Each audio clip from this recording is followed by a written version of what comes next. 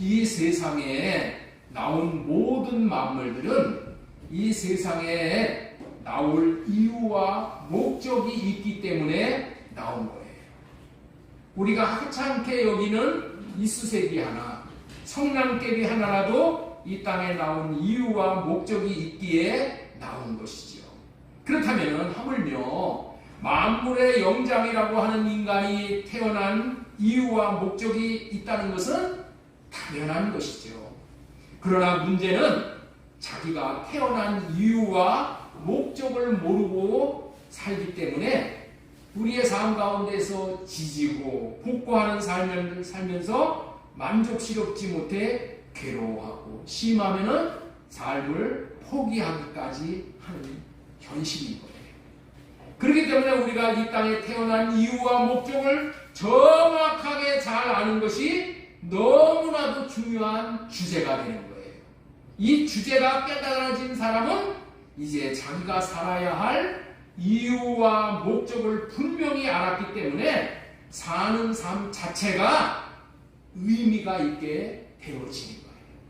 많은 사람들이 자기가 어디로부터 와서 어디로 가는지를 모르고 또 무엇을 하고 살아야 할지를 모르고 바람 부는 대로 물결 치는 대로 이리 갔다 저리 갔다 이리 휩쓸리고 저리 휩쓸리고 그렇게 살아가는 인생들 가운데서 자신이 어디서 와서 무엇을 위해서 살다가 어디로 가야 할지를 분명히 안다면 얼마나 가치 있고 행복한 인생이 되겠냐는 것이죠. 이런 인생은 애당초 이 세상을 사는 목적과 방식이 달라지게 되어 있는 거예요. 가치관이 달라지게 되어 있다는 말이에요. 여러분들 그렇지 않겠어요? 자신을 이 땅에 보내신 하나님이 자신을 창조하시어서 이 땅에 보내신 것이고 그 보내신 이유와 목적이 있기 때문에 보냈다는 것을 안다면은 자기가 왜 사는지를 분명히 알고 그 목적을 이루기 위해 사는 사람이 되었는데 닥치는 대로 되는 대로 무의미하게 살겠냐는 거예요. 절대 그렇지 않다. 그 목적을 안다면은 절대 그렇게 살지 않는다는 거예요. 전혀 다르게 살게 된다는 거예요. 그래서 우리의 한 번뿐인 소중한 인생을 가치 있게 살게 되므로 반드시 성공하게 된다는 거예요. 자신의 인생을 성공하기를 원한다면 반드시 알아야 할 것이 있는 것을 오늘 말씀드리고자 하는 거예요. 성공하는 인생이 따로 있는 것이 아니야. 여러분들 성공하는 인생이 따로 있다고 여러분들은 생각할 수 있을지 모르지만 그건 착각이야. 성공하는 인생이 따로 있는 것이 아니라 자기가 무슨 목적으로 태어났는지에 대한 정체성을 바로 아는 사람, 정체성을 가진 사람이 성공을 하게 된다는 거예요. 이런 정체성을 분명히 갖고 살았기 때문에 성공한 대표적인 사람이 사도 바울입니다. 최고로 가치 있는 인생을 살았다고 자타가 공인하는 이 사도 바울이 살았던 삶을 사도 바울은 이렇게 표현을 하고 있는 거예요. 우리 빌립보서 20장 24절 우리 한번 같이 읽겠습니다. 이게 같이 읽을 때 읽어야지 졸림이 떠나는 거예요. 자, 내가 달려갈 길과 같이 읽어요. 주 예수께 받은 사명. 자, 주를 침례만 보겠습니다. 주 예수께 받은 사명, 은혜의 복음을 증거하는 일을 마치려 하면은 나의 생명조차 조금도 귀한 것으로 여기지 아니하노라. 사도 바울은 자신이 하나님께로부터 받은 이 땅에 태어난 사명을 마치려고 자기 목숨을 귀한 줄로 여기지 않고 그 사명을 위해 살았노라 라고 자신 있게 말할 수 있는 인생이 사도 바울의 인생이었어요. 그렇습니다. 사도 바울은 하나님께서 자기가 이 땅에 왜 태어나게 하셨는가 그 이유와 목적을 분명히 안 이후에 사도 바울의 삶은 그 사명을 이루기 위해서 자신의 목숨까지도 초계와 같이 버리는 인생을 살았더니 가장 성공적인 인생을 살았노라라고 고백하는 의미의 말씀이 지금 읽은 말씀이에요. 한 번 더 읽어보겠습니다. 내가 달려갈 길과 주 예수께 받은 사명 내의 복음을 직언하는 일을 마치려 하면 나의 생명조차 조금도 귀한 것으로 여기지 아니하리라. 여러분들, 내 생명을 아끼지 않고 내가 투자할 수 있는 그러한 가치가 있는 삶이 나에게 있다라고 하면 내 목숨을 버려도 아깝지 않다라는 그러한 가치가 있다면, 그거를 발견했다면 여러분들, 그 사람은 얼마나 행복한 사람이겠어요. 자기가 이 땅에 태어난 이유와 목적, 다시 말해서 하나님께 받고 태어난 사명을 아는 것이 한 인생을 이토록 박진감 넘치는 인생을 살아가게 하였던 것이에요.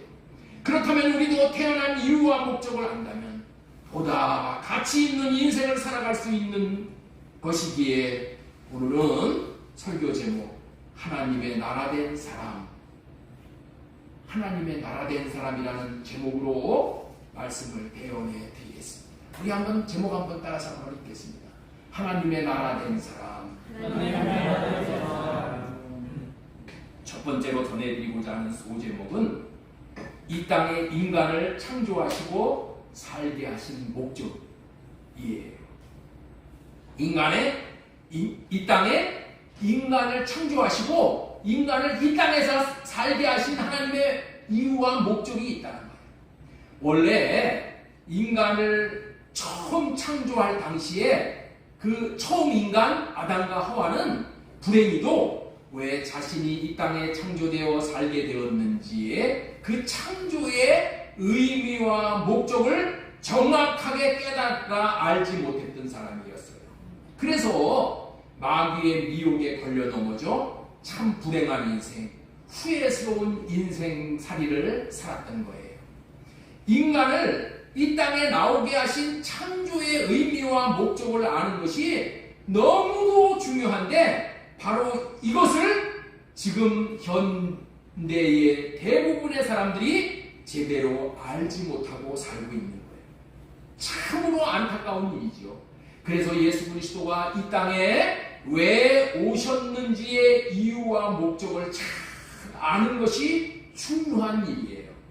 예수 그리스도가 이 땅에 오신 이유와 목적에 대해서 알면은 우회적으로 하나님께서 인간을 이 땅에 창조하신 이유와 목적을 정확하게 알 수 있게 되어지므로 예수 그리스도께서 이 땅에 오신 이유와 목적을 먼저 설명드리고자 하는 거예요. 자, 마가복음 1장 14절 말씀 보겠습니다. 마가복음 1장 14절 15절 읽겠습니다. 이르시되 때가 찼고 하나님의 나라가 가까이 왔으니 회개하고 복음을 믿으라 하시더라. 이 말씀은 예수님이 이 땅에 오셨는데 하나님의 나라로 오셨다는 거야. 하나님의 나라가 가까이 왔으니 예수님이 하나님의 나라로 이 땅에 오셨다라고 말씀을 하고 있어요. 더 정확하게 말한다면은 예수 그리스도는 하나님의 나라를 우리에게 주시어서 하나님의 나라된 사람으로 살도록 해주기 위해서 오셨다는 말이에요. 그렇습니다. 예수님은 저와 여러분들을 하나님의 나라된 사람으로 살도록 하시기 위해서 하나님의 나라로 오셔서 하나님의 나라를 저와 여러분들에게 지금 주시고 계시는 거야. 예수님이 하나님의 나라를 주시기 위해서 오신 것은 태초에 하나님께서 아담과 하와를 창조하실 때에 아담과 하와에게 하나님의 나라를 주시어서 하나님의 나라된 사람으로 살도록 하시려고 창조를 했어. 그런데 이들이 하나님의 나라를 받는 것에 실패를 했다는 거예요. 그래서 부득불 예수님께서 둘째 아담으로 오시어서 하나님의 나라를 주시게 된 거예요. 이 하나님의 나라를 주시기 위해서 예수님이 오셨다는 거예요. 인간을 이 땅에 창조해 살도록 하신 것은 하나님의 나라를 주시어 하나님의 나라된 사람으로 살도록 하기 위함이었다는 거, 이거를 아주 명심을 하는 것이 중요해요. 그래서 동그라미 글씨로 이렇게 제목을 정해놨어요. 한번 보시죠. 예, 하나님의 나라된 사람으로 살도록 하시기 위함이었다.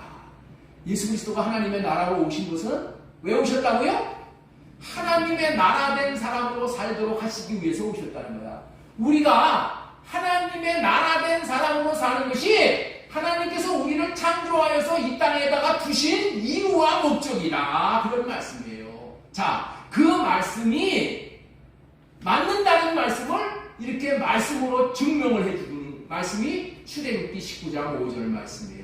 세계가 다 내게 속하였으니 너희가 내 말을 잘 듣고 내 언약을 지키면 너희는 모든 민족 중에서 내 소유가 되겠고, 자, 우리 6절 같이 읽겠습니다. 너희가 내게 대하여 제사장 나라가 되며 거룩한 백성이 되리라, 이렇게 말씀을 하시는 거야. 우리 하나님이 무슨 나라가 된다고요? 제사장 나라가 되는 거야. 내가 뭐가 된다고요? 하나님의 나라가 된다는 거야. 하나님의 나라, 제사장 나라가 되며 거룩한 백성이 되리라. 하나님의 나라가 되며 하나님의 나라의 백성이 되게 하겠다는 거야. 이게 우리의 정체성이고 우리의 창조의 목적인 거예요. 베드로 사도의 입을 통해서도 우리에게 분명히 이와 같은 진리를 알려주시는 거예요. 베드로전서 2장 9절 말씀 보겠습니다. 그러나 너희는 택하신 족속이요 왕같은 제사장들이요 거룩한 나라요, 이렇게 말씀하는 거예요. 거룩한 나라가 뭐라고요? 하나님의 나라가 거룩한 나라예요. 우리를 보고 하나님의 나라요 이렇게 얘기하셨다니까. 하나님의 나라가 우리의 정체성이야. 하나님께서 우리에게 주시고 싶은 그것이 뭐라고요? 하나님의 나라를 주셔서 하나님의 나라가 되는 것이, 이게 하나님의 꿈이고 하나님의 소원이라는 거예요. 따라서 한번 해주시기 바랍니다. 당신은 하나님의 나라가 되기 위해 하나님의 나라로 태어난 분입니다. 다시 한번 따라서 하겠습니다. 당신은 하나님의 나라가 되기 위해 하나님의 나라로 태어난 분입니다. 여러분도 그러니까 이 한 사람 한 사람의 인생이 보통 인생이 아니야. 하나님의 나라가 되는 인생이라니까. 하나님의 나라야, 나라. 우리 옆에 있는 분에게 다시 한번 축복하겠습니다. 당신은 하나님의 나라입니다. 어떻게 해서 하나님의 나라가 된다고요? 하나님의 나라를 주로 오신 예수 그리스도로부터 하나님의 나라를 받으면 내가 하나님의 나라가 돼요. 그렇기 때문에 저와 여러분들에게 있어서 하나님의 나라를 받는 것보다 자신을 성공시키는 것은 없는 거예요. 따라서 해보시기 바랍니다. 하나님의 나라를 받는 것보다 자신을 성공시키는 것은 없습니다. 그렇기 때문에 하나님의 나라를 받는 것이, 이것이 최고의 복음인 거예요. 예수님께서 하나님의 나라를 복음으로 주셨다는 말의 의미는 인생들이 최고로 잘 사는 삶이 하나님의 나라가 되어서서 사는 삶이기 때문에 그런 거예요. 하나님의 나라가 되어서서 사는 삶이 창조의 목적에 가장 합당한 삶이에요. 그래서 가장 행복한, 가장 복된 삶이라는 그런 의미예요.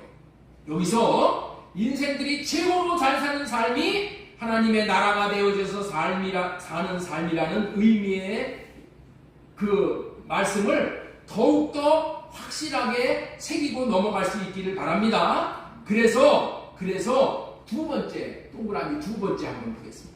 하나님의 나라가 된 사람으로 산다는 말의 의미는 하나님을 왕으로 모시고 하나님의 백성이 되어져서 산다는 말이야. 이게 하나님의 나라가 되어서 산다는 말의 의미야. 자, 다시 우리 한번 읽어보겠습니다. 시작. 하나님의 나라가 된 사람으로 산다는 말의 의미는 하나님을 왕으로 모시고 하나님의 백성이 되어서 산다는 말입니다. 예,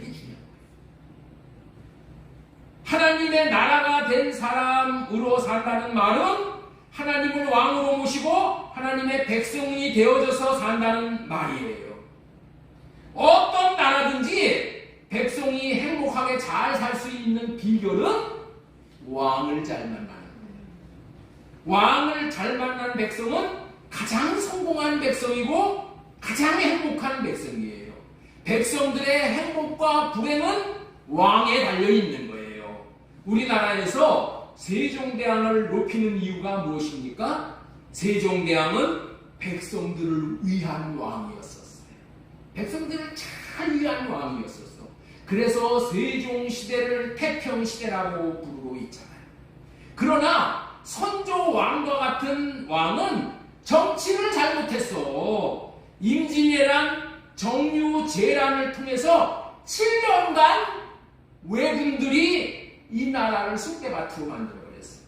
그럼으로 인해서 얼마나 고생을 했어요.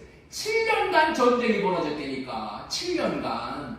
여러분들 6.25의 전쟁은 3년밖에 안 돼. 그랬는데도 그렇게 처절했는데 7년 동안을 전쟁을 벌였어. 이 땅에서. 얼마나 백성들이 고생을 많이 했어요. 무능한 왕, 충신들의 말을 경청하지 않은 왕 때문에 백성들은 큰 어려움을 당하며 고달픈 세월을 보내게 되었어요. 근래에 와서도 백성들이 5년간 나라를 잘 다스려달라고 대통령을 뽑잖아요. 백성들이 기대와는 다르게 되니까 실망을 하여 대통령을 그토록 욕을 많이 합니다. 여러분들 각각 안 좋다면 대통령들 욕하잖아요.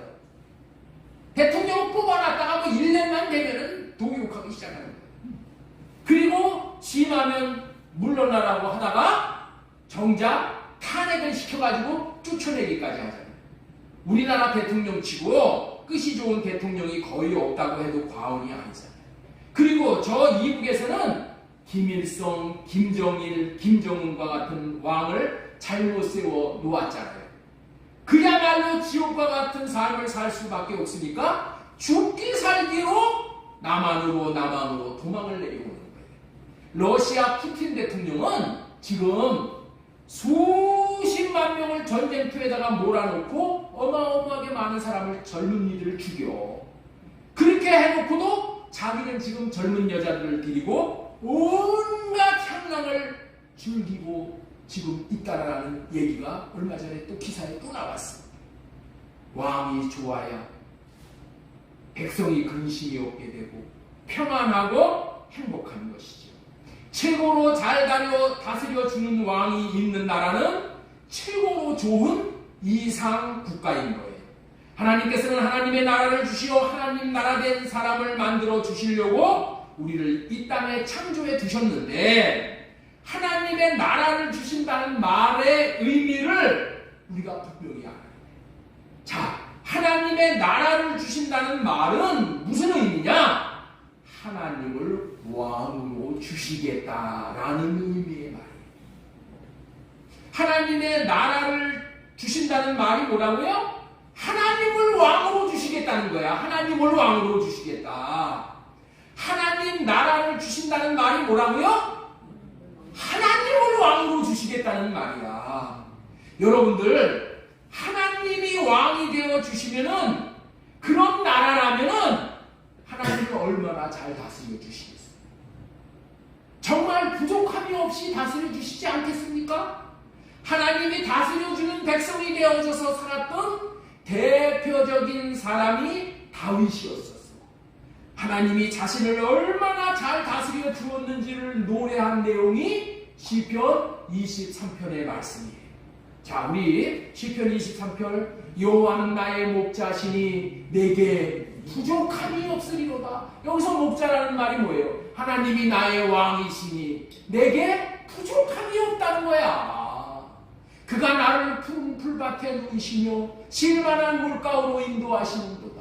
내 영혼을 소생시키시며 자기의 이름을 위하여 의의 길로 나를 날마다 인도하시는도다. 내가 사망의 음침한 골짜기로 다닐지라도 해바둠을 두려워하지 않을 것은, 넘겨주세요. 주께서 나와 함께 하심이니라. 주가 누구입니까? 왕이야, 왕. 왕께서 나와 함께 하십니다. 주의 지팡이와 막대기가 나를 보호하십니다. 주께서 내 원수의 목전에서 내게 상을 차려주시고 기름을 내 머리에 바르셨으니 내 잔이 넘치나이다. 내 평생의 선하심과 인자하심이 반드시 나를 따르느니 내가 여호와의 집에 하나님의 나라에 영원히 살리로다. 무슨 얘기예요? 하나님의 나라에 내가 영원히 살고 싶다는 거예요. 영원히 살고 싶다는 거예요. 왜? 하나님이 나를 잘 다스려 주니까 영원히 그 나라에 살고 싶다라는 소원이 생겼다는 거예요. 하나님께서 왕이 되어주셔서 다스려 주시는 것이 큰 복이 되어져 얼마나 행복한지를 이렇게 시로 찬송을 하는 것이죠. 나는 우리 모두가 이런 하나님을 자신의 하나님으로 인격적으로 모셔서 이와 같은 복을 받으실 수 있기를 소망드리고 축복하는 바예요. 그리고 얼마나 잘 다스려 주는지를 또 한마디로 표현한 말씀을 한 말씀 더 소개시켜 드린다면은 시편 33편 12절의 말씀이에요. 자, 우리 한번 같이 읽겠습니다. 여호와를 자기 하나님으로 삼은 나라 곧 하나님의 기업으로 선택된 백성은 복이 있도다. 하나님께서 왕이 되어 다스려주는 나라 백성이 복이 있도다라고 하는 말씀을 통해서 우리는 하나님이 다스려주시면 얼마나 잘 다스려주는지를 가늠할 수 있는 말씀이지요.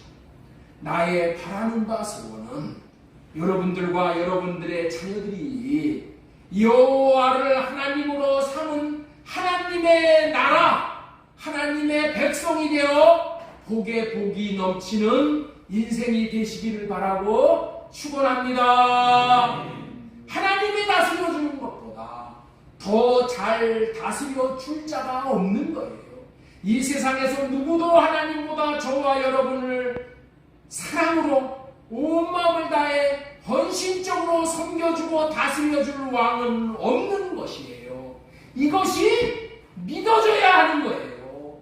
이것이 저와 여러분의 믿음이 되어야 하는 거예요. 이 믿음이 있는 자가 하나님을 자기 왕으로 모심으로 최고로 성공하여 행복하게 되는 거예요.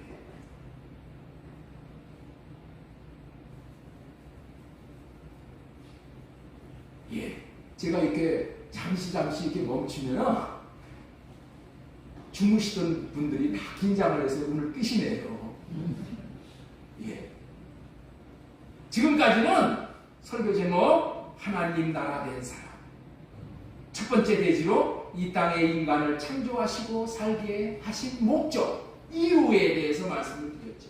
이 땅에 인간을 창조하시고 살게 하신 목적은 하나님의 나라를 주시어서 하나님의 나라 된 자로 살도록 하시기 위함이다, 이런 말씀을 전해드렸죠. 그리고 하나님의 나라를 주시기 위함이라는 무슨 의미냐? 하나님 자신을 왕으로 주시기 위함이라는 의미로 첫 번째 제목의 말씀을 전해드렸습니다. 자, 두 번째로 전해드리는 말씀은 하나님의 나라로 오신 예수님의 성공적인 삶의 이 본을 지금 말씀을 이제 드리려고 해요. 예수님은 우리에게 본을 보여주시기 위해서 오신 분이에요. 예수님이 살았던 삶을 통해서 우리에게 뭐를 보여주신다고요? 본을 보여주신 거야. 본. 예수님은 하나님의 나라로 오시어서 하나님의 나라로 이 땅에 사셨습니다. 이 말은 육신을 입고 오신 예수님 자신이 하나님의 나라가 된 사람으로 사셨다는 의미의 말이에요. 자, 예수님 자신이 뭐로 사셨다고요? 하나님의 나라가 된 사람으로 사셨다는 의미야. 이제까지 인류 역사상 이 땅에는 하나님의 나라가 되어 살다간 사람은 한 사람도 없었어요. 그래서 어떠한 사람도 하나님의 나라가 되어서 사는 것이 무엇인지를 알 수가 없어. 한 사람도 없기 때문에, 배울 곳이 없기 때문에. 그래서 하나님의 나라가 되어져서 산 사람이 한 사람도 없었다니까. 한 사람도 없었어. 그렇기 때문에 우리도 배울 수가 없기 때문에 그렇게 못 사는 거예요. 그래서 이상적으로 하나님의 나라가 되어서 사는 삶이 어떠한 삶인지를 본을 보고 우리가 배워야 할 필요가 있는 거예요. 그래서 예수님이 하나님의 나라로 오셔서 하나님의 나라가 되어서 사는 것이 어떻게 사는 것인지를 예수님이 친히 보여주셨다는 말이에요. 자, 그래서 지금부터 언제서부터? 지금부터 보이나? 언제서부터? 지금부터 지금까지 못 들은 거는 집에 가서 들으면 돼. 이제 지금부터가 중요한 거예요. 지금부터 예수님이 하나님의 나라로, 다시 말해서 하나님의 나라 된 사람으로 이 땅에서 어떻게 사신 것인가에 대해서 배워보도록 하겠습니다. 예수님이 이 땅에서 사신 삶은 오직 자신의 왕을 하나님으로 모시고 자신은 하나님의 백성이 되어져서 사셨다는 거예요. 이러한 사람을 오늘 제목처럼 하나님의 나라 된 자로 사는 사람이라고 하는 거예요. 다른 말로는 이 삶을 뭐라고 표현을 하냐면은 몸된 교회 구조로 사는 사람이라고 말을 하는 거예요. 예수님은 하나님을 머리로 모시고 예수님 자신은 몸이 되어져서 머리와 몸이 하나로 붙어서 한 몸이 되어져서 함께 사셨다는 말이야. 이 말이 뭐라고요?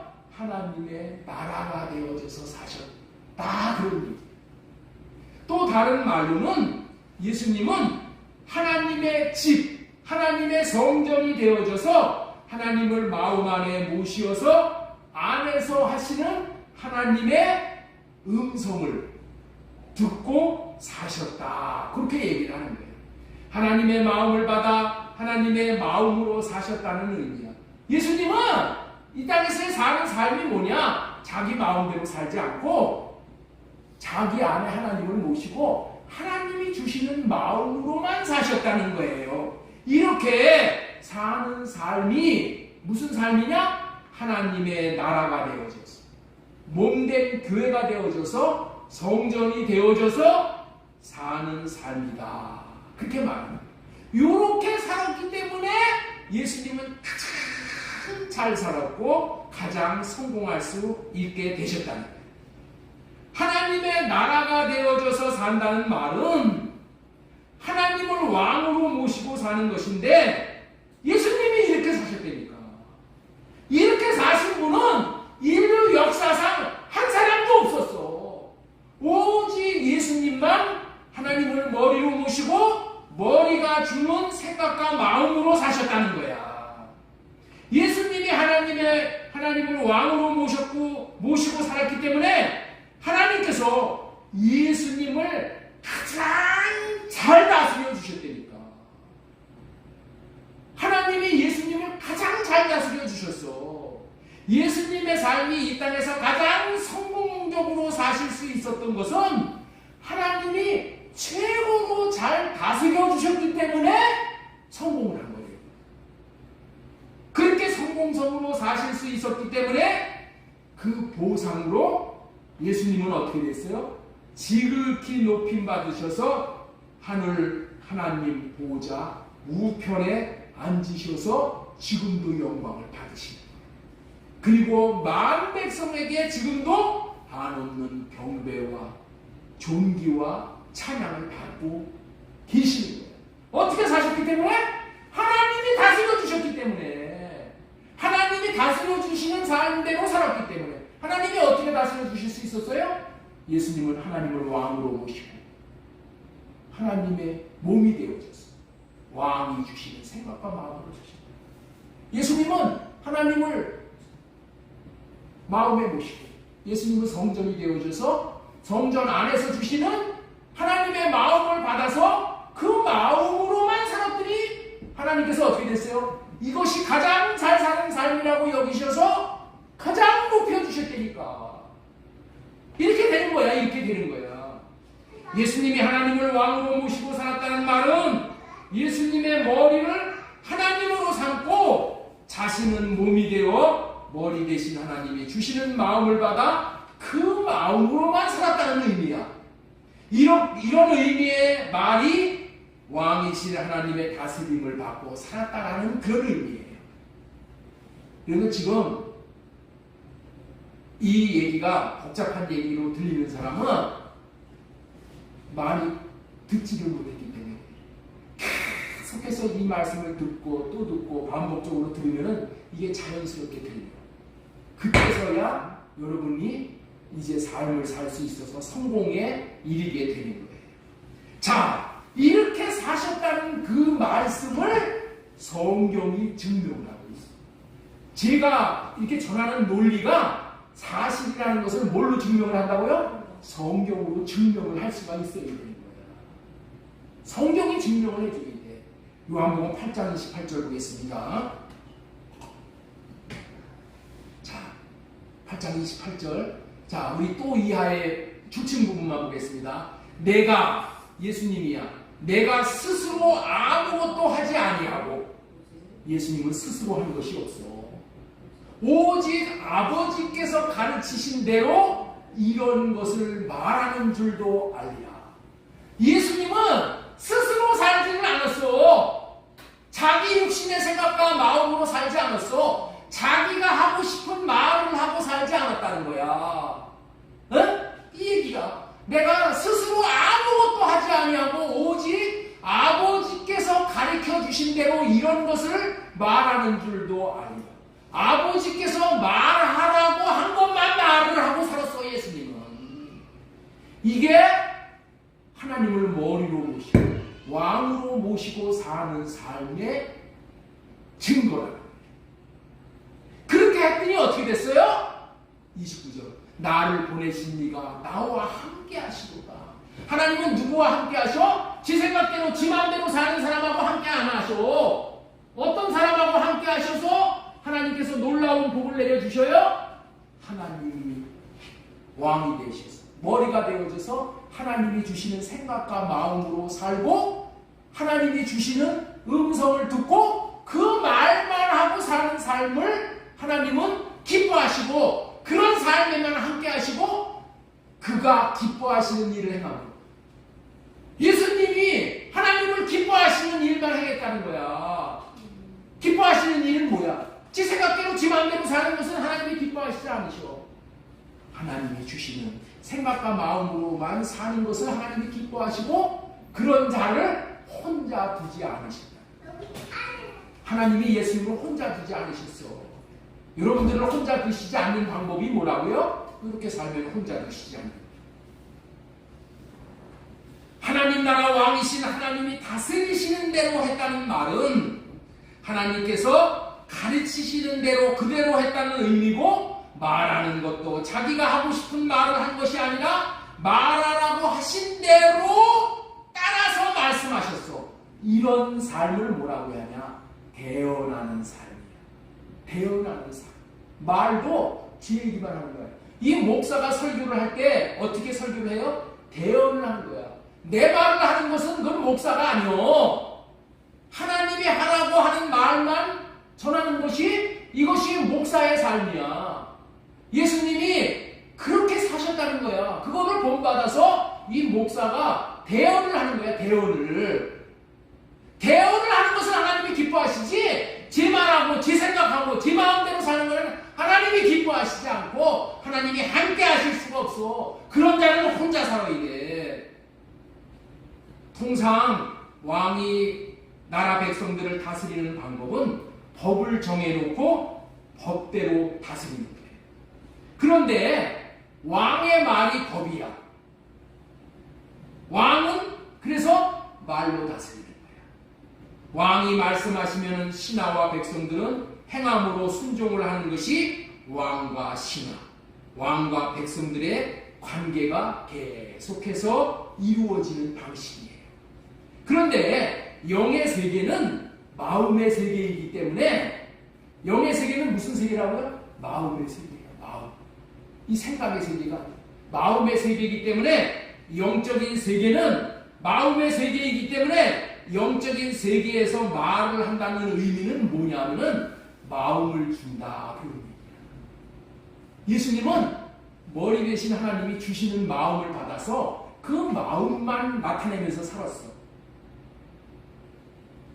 그렇기 때문에 예수님 자신의 머리이신 왕, 하나님이 주시는 마음을 받고 그 마음을 전달하는 삶만 살았다는 것이 뭐예요? 말한 줄도 아니라 아버지께서 가르치신 대로 이런 것을 말하는 줄도 아니라 그 말이야. 그 마음만 전했다. 어떻게 그렇게 하실 수가 있었다고요?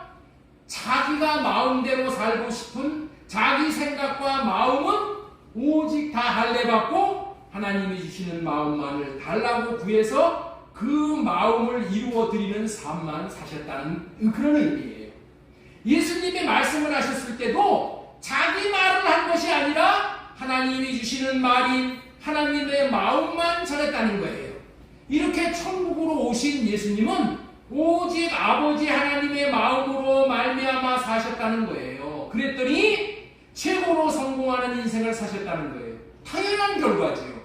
왜냐하면 예수님이 하나님의 왕으로 모신 하나님 나라 왕으로 모신 하나님은 세상 어디에서도 찾아볼 수 없는 대단한 지혜의 왕이고 능력의 왕이시기 때문에 가장 전능하신 좋은 왕이시기 때문에 그런 왕을 하나님으로 모시고 사셨기 때문에 그렇게 되어지는 거예요. 그렇게 하나님을 왕으로 모시고 왕의 통치를 받고 왕의 주신 마음으로 순종하는 삶을 살았더니 받은 상이 놀라웠다. 자, 이런 원리를 그대로 우리들에게도 적용할 수가 있어야 되는 겁니다. 이런 삶. 자, 이제까지 잘 들었으니까 이제 질문하겠습니다. 하나님은 어떤 사람을 혼자 내버려 두시지 않고 함께 하시오 복되게 하신다고요? 누가 얘기할 수 있는 사람을 들어보세요. 네? 하나님은 어떤 사람을 혼자 내버려 두시지 않고 함께 하시어서 그 인생을 복되게 하신다고요? 누가 얘기해요? 잘 들으세요. 자신의 생각과 마음은 할례받고 하나님이 머리 대신 하나님이 주시는 마음으로 사는 사람만 함께 하시고 내가 사는 삶이 옳았다라고 우리의 손을 들어주십니다. 자, 지금까지는 이론을 설명한 거예요. 이제 실습에 대한 말씀을 좀 드리겠습니다. 자동차 시험을 볼 때 여러분들 필기 시험 보죠. 필기 시험. 예? 이론 시험 보잖아. 그리고 나서 이제 차 끌고 나와서 이제 주행하잖아. 실기 시험 보죠. 이론 공부를 다 했으니까 이제 실기 공부하도록 하겠습니다. 실기 공부 나가서 데리고 나가서 해야 될 원칙인데 그렇게 할 수가 없으니까 실기 공부를 할 거예요. 자, 이제부터 실제적으로 하나님의 나라 된 사람으로 사신 예수님의 실예를 들어보겠습니다. 보이나? 무슨 예를 들어본다고? 네? 무슨 예를 들어본다고? 실례. 실수도 잘 들어야 된다. 잘 들어오셔요, 집사님. 잘 들어오시죠. 자, 서기관들과 이 요한복음 8장에는 이런 얘기가 나와. 서기관들과 바리새인들이 간음을 한 여인을 현장에서 잡아온 이야기가 나와. 간음을 하다가 현장에서 잡혀버렸어. 누구에게? 바리새인과 서기관들에게. 그래가지고 이 바리새인과 서기관들이 그들의 손에다가 돌을 이렇게 들었어. 돌을 이렇게 들고 얼굴에는 살기가 등등 해가지고 예수님에게 찾아온 거야. 예수님에게 나오는 거야. 서기관들과 바리새인들은 예수님에게 이런 말을 했어요. 예수 선생, 모세의 율법에는 이런 여자는 돌로 죽이라고 했는데 선생은 어떻게 하라고 하실 겁니까? 이렇게 질문을 했어. 이 질문에 예수님께서는 아무 말도 안 하시고 손으로 땅에 글을 쓰셨어. 글을 쓰시면서 이제 말씀을 하신 거예요. 무슨 말씀을 하셨냐면은 누구든지 무슨든지 누구든지 자기 자신이 죄가 없다고 생각하는 자가 먼저 돌로 쳐 죽여라 라고 말씀하셨어요. 자기 자신이 죄가 없다고 하는 사람이 먼저 돌로 쳐라 이랬단 말이에요. 그러자 그들이 가만히 자신들을 생각해 본 거예요. 내가 죄가 있는지 없는지 생각을 하는 중에 양심상 다 자기가 죄가 있다라는 것을 이제 깨닫게 됐어. 그래서 하나도 죄 없다는 자가 없기 때문에 모두가 다 힘이 빠져버렸어. 그래서 쥐고 있던 돌들을 힘이 빠져 땅에다 떨어뜨려 놓고 한 명씩 다 떠나가고. 그러자 이제 예수님이 이런 말씀을 하셨어요. 나도 너의 죄를 책망하지 않겠다 라고 하셨어요.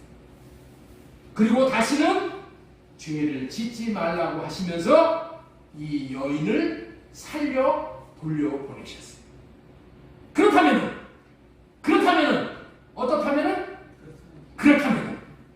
어떻게 해서 예수님은 돌에 맞아 죽어야 할 여인을 살리셨을까요? 어떻게 해서 돌에 맞아 죽어야 할 여인을 살리셨냐는 거예요. 딱 한마디로 말한다면 예수님은 하나님의 나라된 사람으로 사셨기 때문에 여인을 살릴 수 있으셨다. 하나님의 나라된 자로서 사셨기 때문에 하나님의 나라된 사람으로 사셨다는 거예요. 그렇다면은 구체적으로 하나님의 나라된 자로 살았다는 것이 도대체 어떻게 살아간 것이기에 여자를 살렸느냐라고 의아해 하실 거예요. 자 보세요. 여기서부터가 중요합니다. 예수님도 육신의 몸을 입고 사신 사람이었기 때문에 현장에서 가늠하다 잡혀 끌려온 모습을 보시면은 볼 때 이런 생각이 드는 거야. 이 여자 못된 여자네. 율법을 어겨서 하나님 앞에 불순종을 한 죄인이네 하고 판단이 올라오는 거예요. 뭐가 올라온다고요? 판단이 올라오는 거예요. 그리고 정죄가 나오는 거예요. 이런 죄인은 돌에 맞아 죽어야겠구만 하고 정죄를 하게 되어 있다는 거예요. 예수님의 육신의 생각은 이 여자가 죄를 지은 여자로구만 하고 판단이 올라오고 비판이 올라오고 정죄하고 싶은 마음이 올라오게 되어 있다는 거예요. 에이 목사님, 무슨 말을 그렇게 얘기하세요? 예수님이 그런 생각이 올라오시겠어요? 라고 말할 수 있는 분이 있으시겠지만은 예수님도 육신의 몸을 입고 육신의 생각이 있으시기 때문에 그런 생각이 올라오시는 분이야. 안 그럴 것 같지만은 그렇다니까. 육신의 옷을 입고 사는 사람은 다 그런 생각이 올라오게 되어 있어. 예수님도 육신의 몸을 입고 사셨기 때문에 날씨가 추워지면은 아이고 춥네, 옷 입어야지. 배가 고프면은 아이고 배고프네, 밥 먹어야겠네. 이런 육신의 생각이 올라오듯이 이런 죄 짓는 여자를 보면은 손가락질하고 싶은 마음이 올라오는 것이 정상이야. 십자가를 지고 죽으라고 하면은 안 죽고 싶은 게 예수님의 생각과 마음이라니까. 우리와 다른 바가 없어. 그런데 우리와 다른 게 한 가지가 있었다니까. 예수님은 다 우리와 똑같아. 육신의 몸을 입었기 때문에.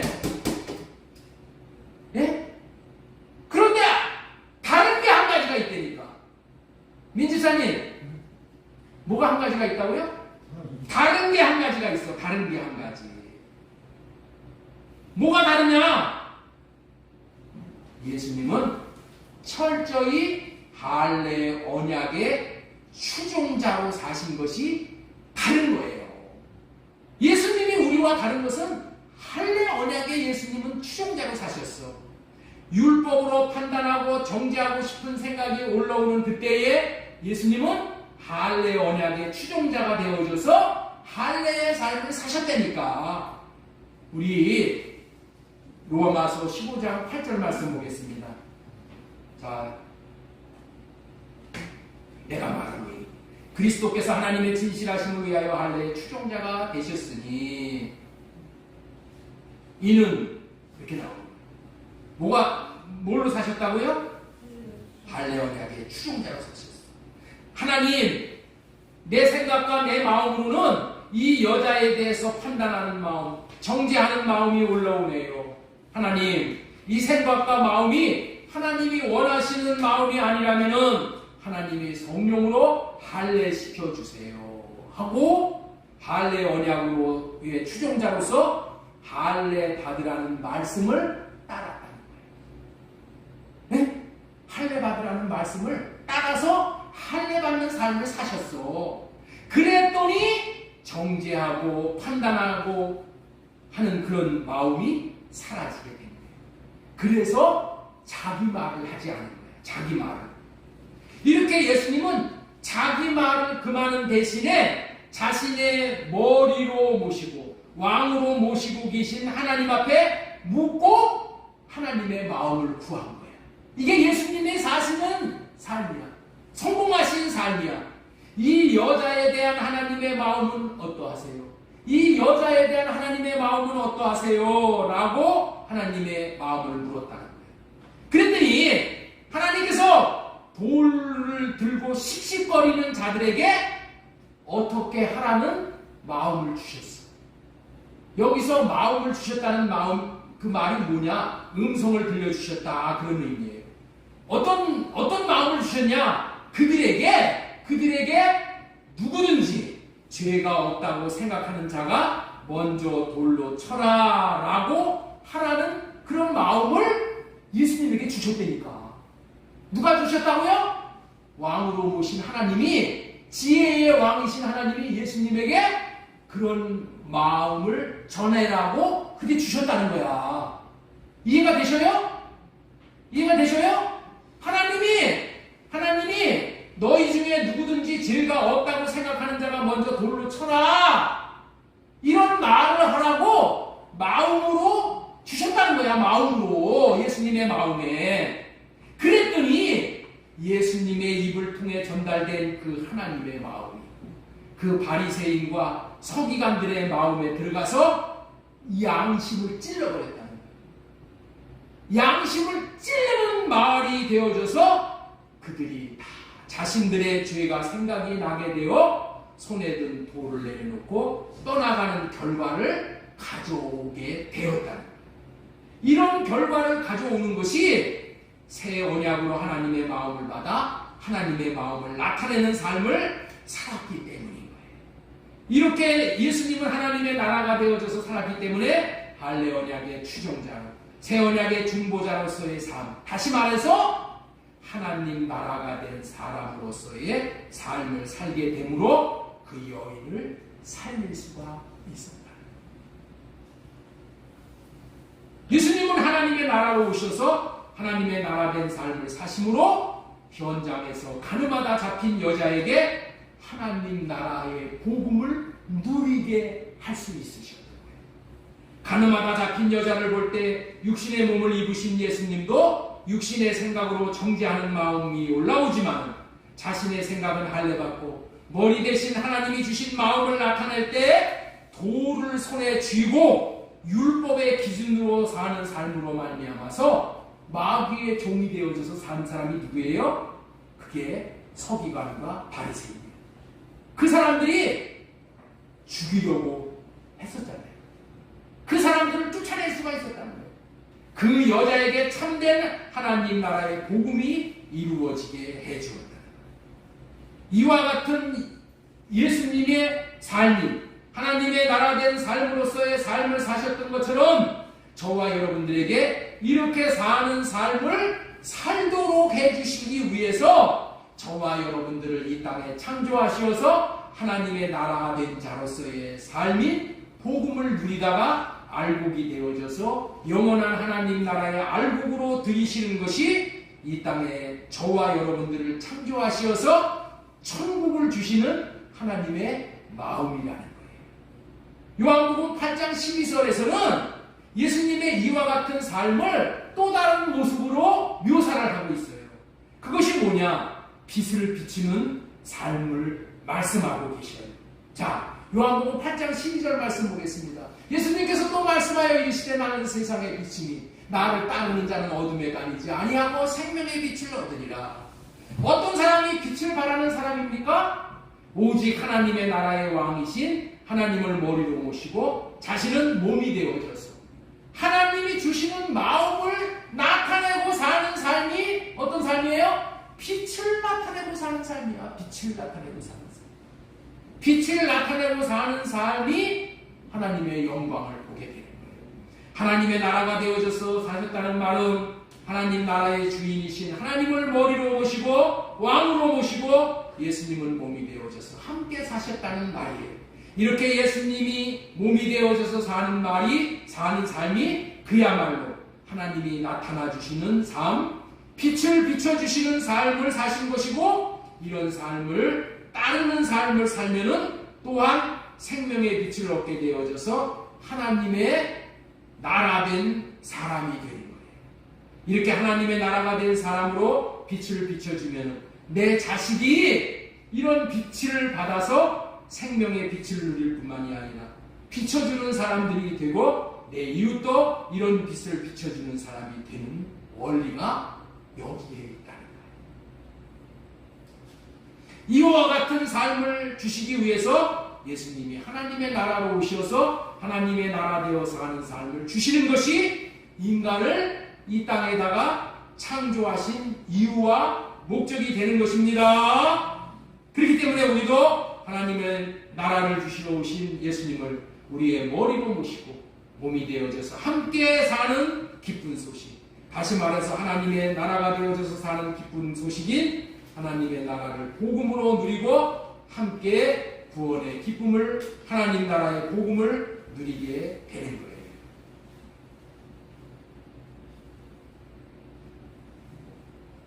자, 이제 이만큼 설명을 드렸으니까 다시 한번 질문을 하겠습니다.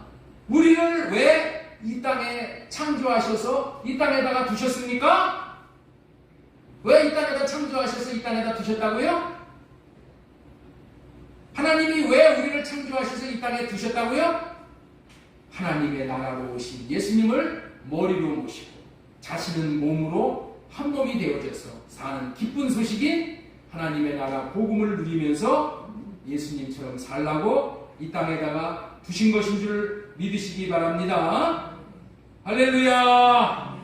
자, 그런데 오늘도 이런 축복을 저와 여러분들이 누리지 못하고, 가정도 하나님의 나라 이것을 누리지 못하고 사는 삶이 있어요.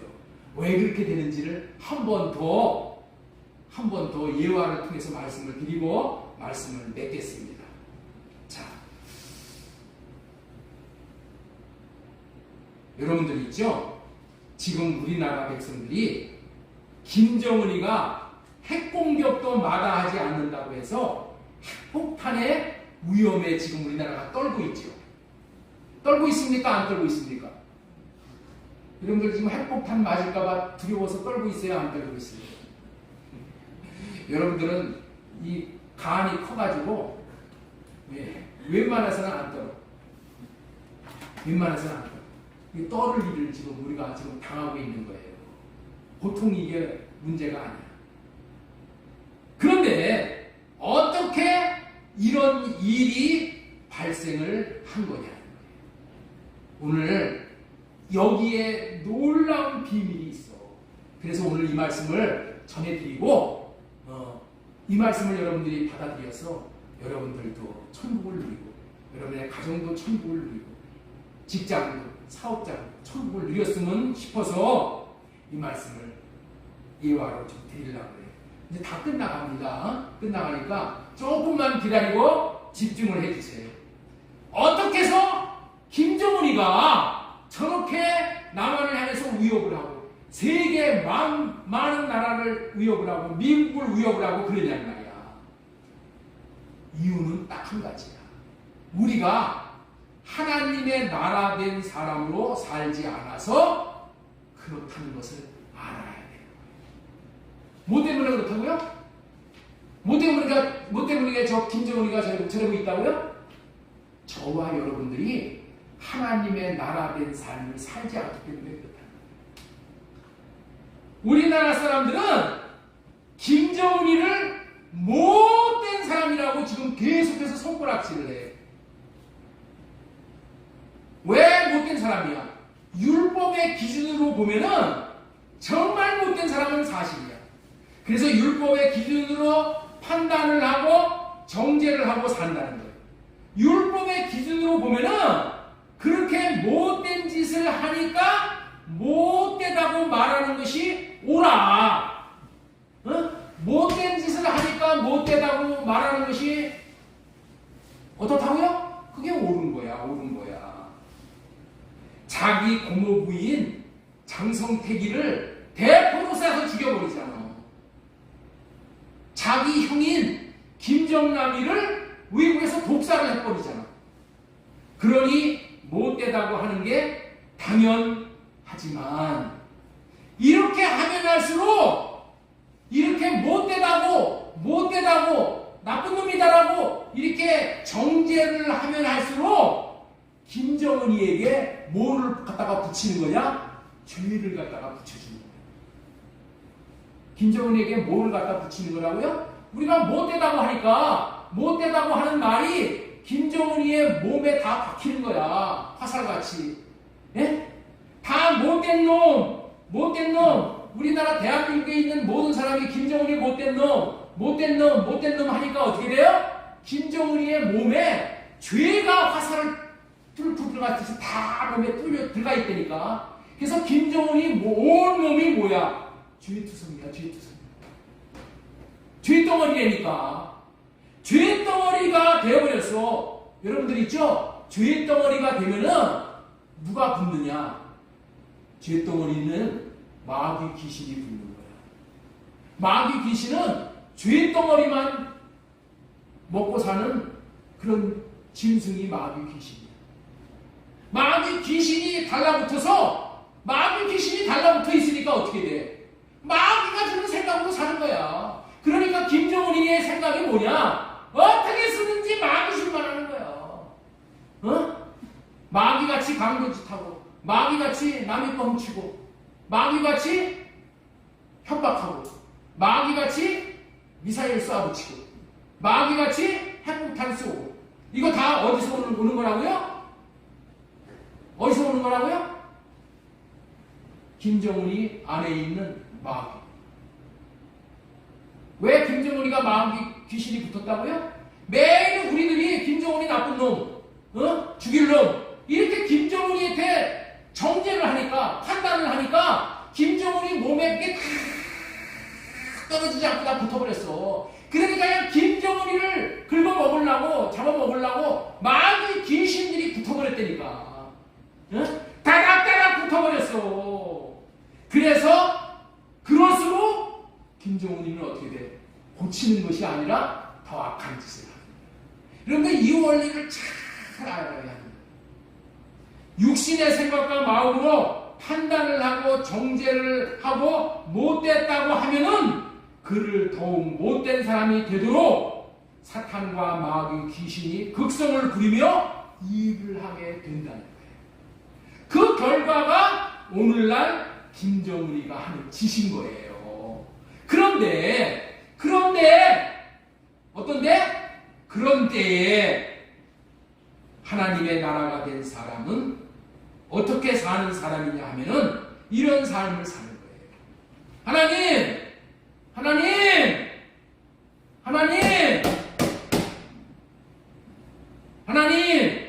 내 육신의 생각으로는 김정은이가 못되다는 생각이 들어요. 그래서 김정은이를 판단하게 돼요. 김정은이를 정죄하는 그런 마음이 나오네요. 마음이 이렇게 막 올라올 때 이거를 입으로 쏟아내면 안 돼요. 이런 마음, 이런 생각이 나오는데 이 마음이 하나님이 기뻐하시지 않으시는 생각과 마음이라면 이 생각과 마음을 할례시켜 주세요. 할례시켜 주세요. 그리고 주님의 마음을 주세요. 라고 기도해서 할례 받고 주님의 마음을 받아 김정은이를 위해 주님의 마음이 이루어지도록 기도를 한다면 김정은이에게 뭐가 이루어지도록? 주님의 마음이 내 기도를 통해서 김정은이에게 가서 김정은이의 마음에 주님의 마음이 임한다면, 여러분들 주님의 마음이 임하면은 어떻게 돼요? 붙어있던 마귀 귀신들도 다 떠나가요. 김정은이에게 붙어있던 귀신 마귀가 하는 역사가 주님의 마음이 들어감으로 인해서 다 하나하나 떨어져요.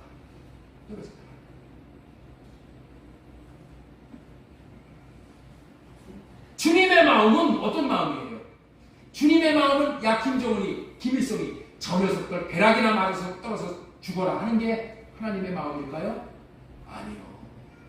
하나님의 마음은 어떤 마음이에요? 김정은이도, 김정일이도, 김일성이도 회개하고 후원받기를 바라는 것이 주님의 마음이야. 주님의 마음은 그렇다는 거예요.